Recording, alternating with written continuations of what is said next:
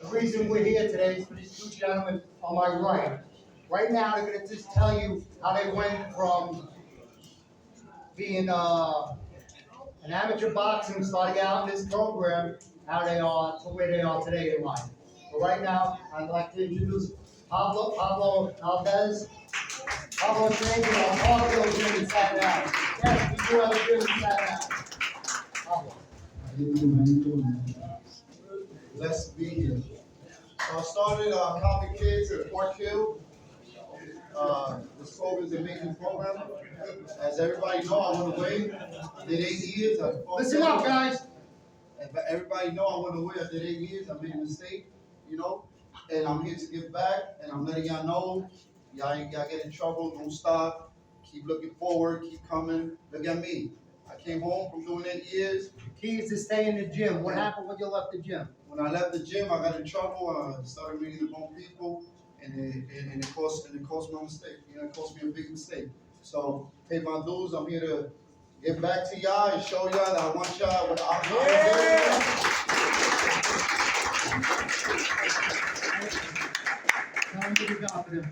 So I brought tickets for y'all to go to all the fights. Me and Richardson, we're donating tickets to every PL in New York City and giving shirts. And I want y'all to come and support us and hang out with us. We just want to give y'all the best version of us now.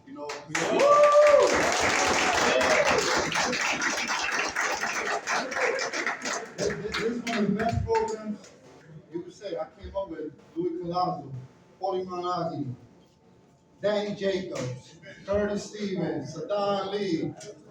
I came home, we got the future, Richardson. This gentleman right here is one of the guys when I came home 2016, helped me, he was 1-0, helped me and told me, keep going, we should spar every day.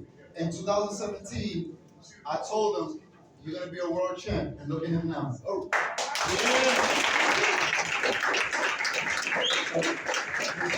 You stay in the gym, do good in school, and I guarantee you, I'm a perfect example. I'm fighting the guard in my 5th time, headlining with my brother, and y'all could be there and be better than me 1,000 times.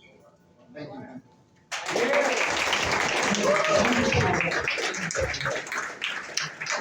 I'm going to give everybody here a homework assignment. All right? You see this poster here? These posters are all over the place. I need everybody to take a picture of that poster before you leave, and you need to read that story. That's the story of Richards and Hitchins. We call them African. I can't help it. You can tell the story, but if you don't have it. But Richards and Hitchins. Now I'd like to introduce Richards and Hitchins, and I want you to tell the story. The story that's in this. I want them to hear it from your mouth.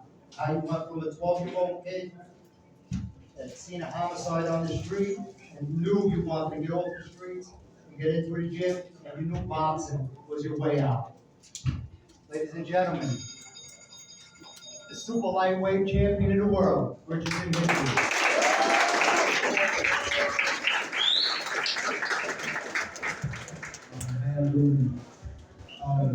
Honestly, I feel like this story and just me telling you about my whole life and how it me getting to this point, give me chills because it's been a long road. And I could specifically remember, a kid.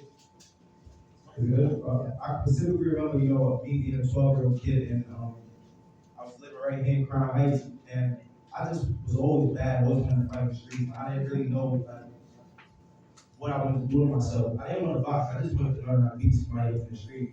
And somehow I just YouTube free boxing gyms.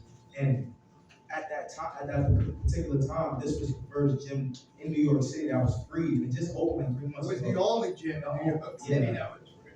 So I YouTubed it and I seen Coach Sosa's son hitting the pads. I never even seen the pads. I'm like, this looks so cool.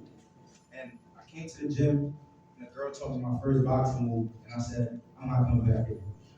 And then I came again, and Sosa, I came up to him, I said, can I do that with you? Can I do pads?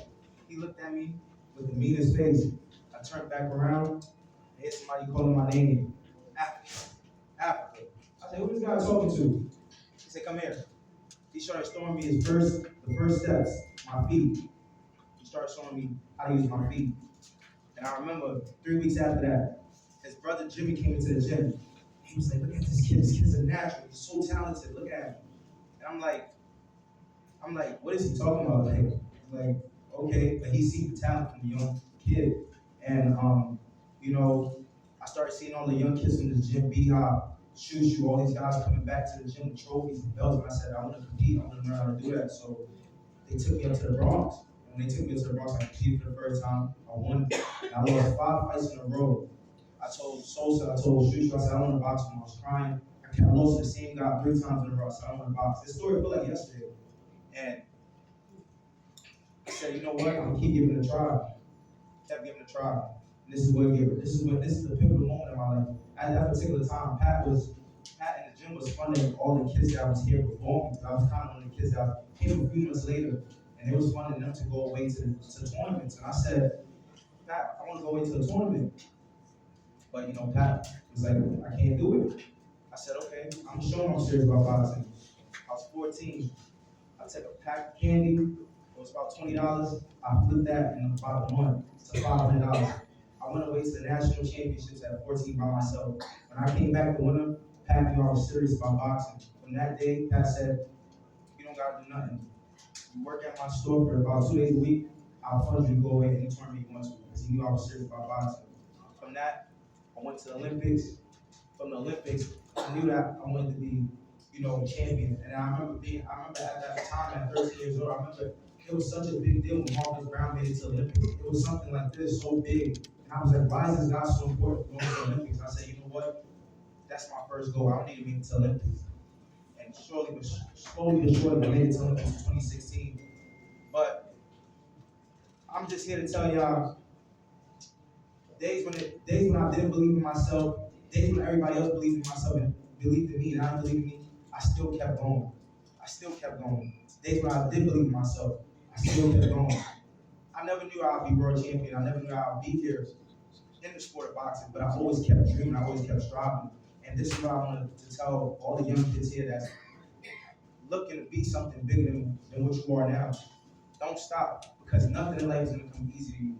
Nothing. My life is completely different from the kid that was in this boxing gym 4 or 5 years ago, 2, 3 years ago. But that dream started over 15 years ago of hard work, constant grind, constantly bothering Pat, constantly giving him trouble, constantly giving Sosa trouble.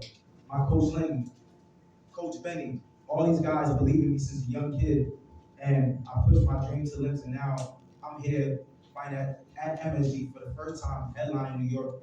Not just as a regular fighter, as the world champion. It gives me chills because I never, it wasn't handed to me. I didn't have Floyd Mayweather or this guy to say, here's the belt, here's the car, here's the TV time. I had to grind, I had to go get it, and I did it. And I just want to tell y'all, just keep going. And this fight right here, it's not just me. It's bigger than me. It's for us. This is a win for us. If I can do it, y'all can do it. Now I gotta be a living proof. God can show y'all this shit is possible. I was in this gym. I was hitting these bags. I was sparring in the gym every day. Had the bloody nose, had the hard days, had the stink boxing shoes, the dirty gloves, the dirty hair wraps. I went through all that. And now I'm here as a world champion. I'm changing my life. So you guys, please try to follow my example and look at the positive things. And y'all be here once you keep working. Anything is possible. And push your talents to the limits.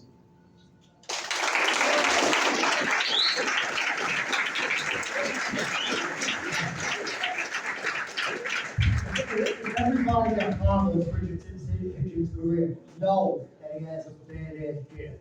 Probably one of the best jabs in boxing right now. And I want to put you on the line right now. I want you to go in the front here. And now all you young kids, I want you to watch this now. I want you to watch this gentleman throws a jab. Because let me tell you something. Without a jab, and any boxing coach here will tell you, you got nothing. You're nothing without the jab. But the jab is the key to success. The jab is the key that gets you in the door. Actually, I remember when I first discovered my jab, Sosa told me this as a young kid. He said, all the other punches gonna take you around the block. He said, your jab is gonna take you around the world. You'll be a world champion with your jab. And that was one of the major keys to my success, with the stick. But a lot of people now, they look at me and they say, oh, all you got is a jab. It's much more than that. But in boxing, without a jab, the foundation is nothing. It's gone. So I think that key right there makes me one of the best career boxers in the sport today. And I'm gonna demonstrate the basics of a jab, and you guys take this, run with it, and try to master it. Okay, but who's a young fighter? I wanna who's a young fighter looking to better their jab? You right here? How long you been boxing? Come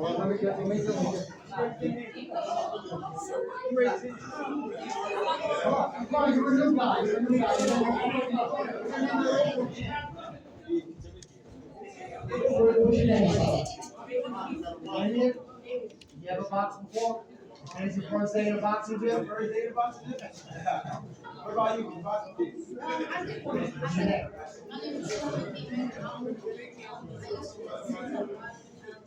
My dad was in the super band. So now the champ is going to show you how to go to gym. So, you know how to do basics? Okay, but you don't know how to stand. Alright, I'm gonna show you the fight I fight. Boxing, you don't learn how to punch, you don't learn about your feet. Okay, so they want to teach you that first before you get back to you. I'm about to show you watching. So let's get somebody that's boxing. Come on. Hurry up. I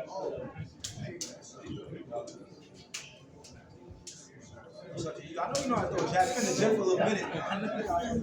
What's your name? Saleh. Alright, so let me see your jab. Go right ahead, jab. Okay. So he has obviously a basic fundamental jab. So everything is tight. His elbows is in. Throw it again. That's about how you want to throw the jab. But in boxing, I'm gonna give you a free game. And I shouldn't be doing this on camera, but this is the point of boxing.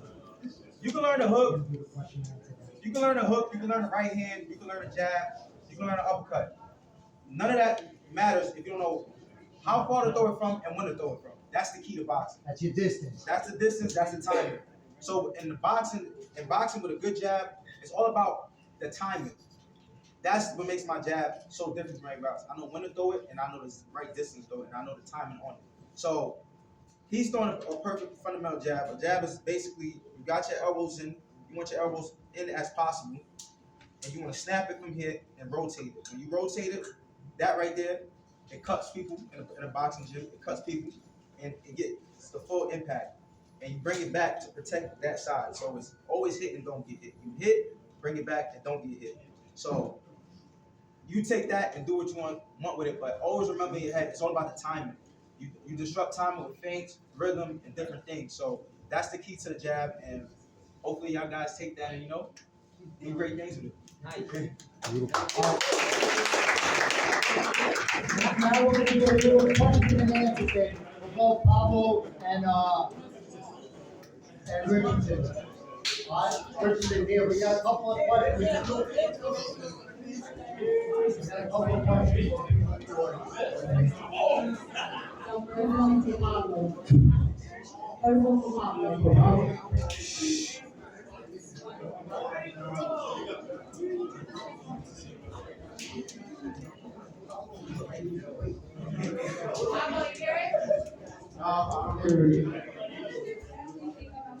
Lisa, can you ask you for her? The question is, what does your family think about your boxing? They happy that I give people hope, but they don't really want me boxing because it's a dangerous sport, but they got a back there, but I want to. Next question, Lisa. Next one's for Richardson.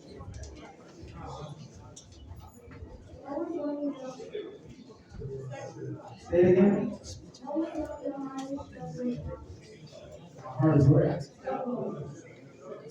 My hardest struggle in boxing.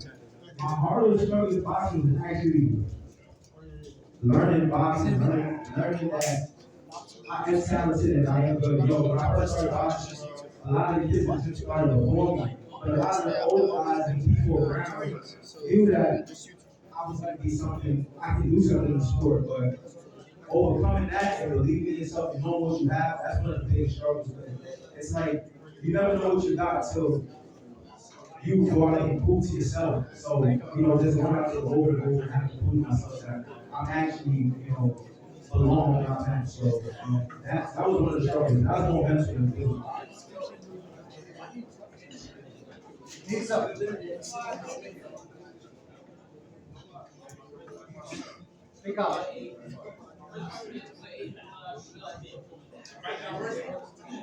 What age did I realize my influence? And what? Oh, like my influence. I started realizing my influence. I think once I made it to like the Olympics, I started seeing some of the young kids, wanting to ask me more questions and pick my brain more. So I think that's when I started realizing my influence was. I think that now my influence is becoming a lot bigger because I think that now, I made it to the pinnacle of professional fighter, or not a fighter, but a professional fighter, being a world champion. I think that everybody that's around me, they've been around me up close and seen me. They felt me, they see me through the days. So now they really see it like, oh, like, this is really possible. So I think that's when the influence started becoming. I think that every community, everybody needs that one person that grew up and they really was around to really believe in something more.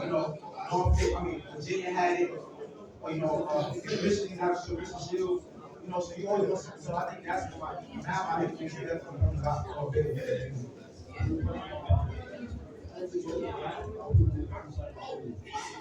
Oh yeah, that's a good question. That's definitely a good question. He asked, well, how did I close the gap of people that started before me? Honestly, it was just consistency over and over. And you realize a lot of times in boxing when you start younger, a lot of these kids right now, they don't have nothing else to do but be in the gym. So when you get older and people start getting into girls and parties and stuff like that, that's when the grind slow down and real life started taking over. But while all that was going on with me, I still remained in boxing gym. I think that I slowly crept up to my peers and people I was ahead of me. He's up. Juju. Yes. Sorry. Come on. So he got to speak up.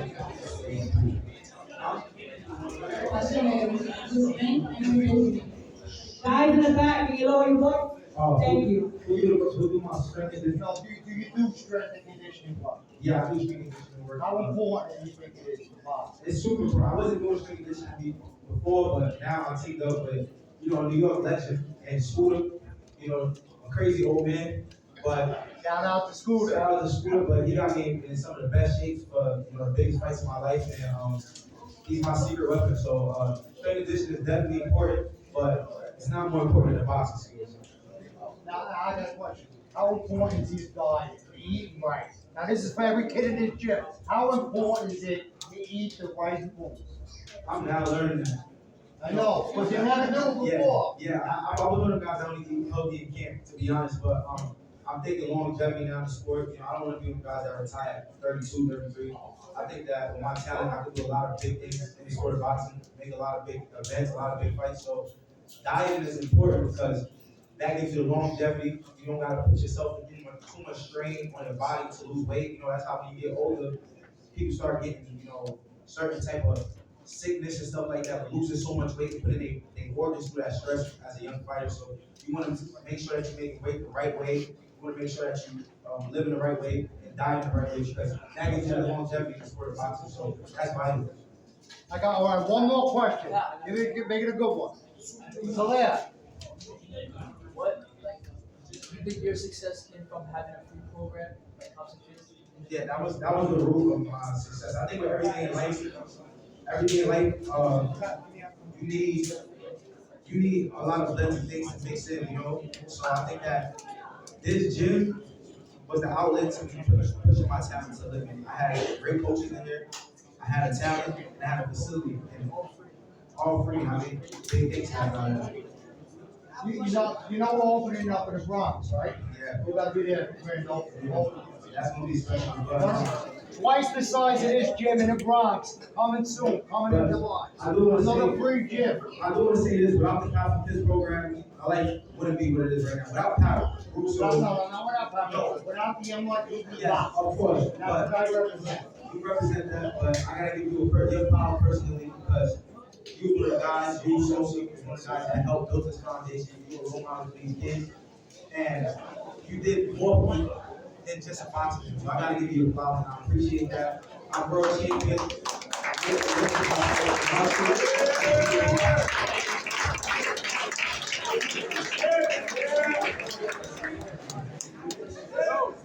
I got a question.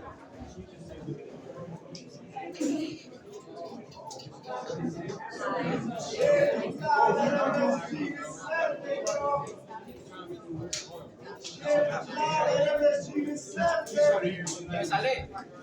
Y'all didn't want to ask a question. Y'all didn't want to ask a question. This is it, no.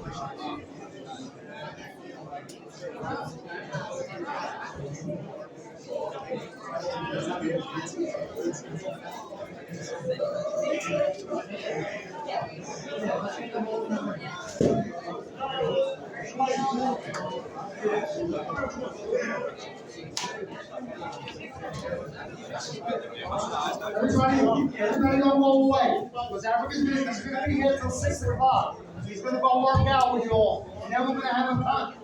Right as soon as, after we take this picture, we're gonna do a competition.